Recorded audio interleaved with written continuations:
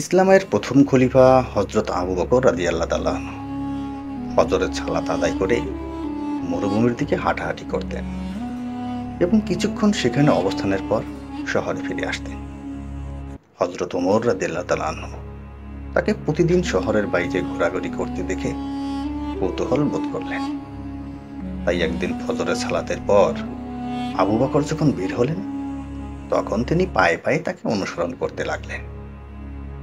অতঃপর আবু বকর মরুভূমিতে হাঁটতে হাঁটতে একটি পুরাতন তাঁবুতে প্রবেশ করলে হযরত ওমর একটি টিলার পিছনে লুকিয়ে থাকলেন। কিছুক্ষণ পর আবু বকর সে তাঁবু থেকে বেরিয়ে এসে আবার শহরের পথ ধরলেন।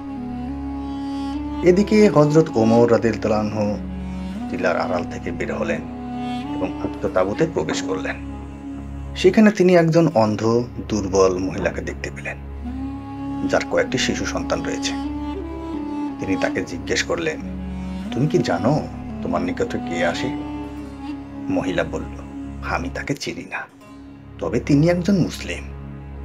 প্রতিদিন সকালে তিনি আমাদের বাড়িতে এসে আমাদের গৃহ পরিষ্কার করেন, তারপর রুটি তৈরির জন্য আটা পিষে এবং গৃহপালিত পশুগুলোর দুগ্ধ দহন করে চলে যান।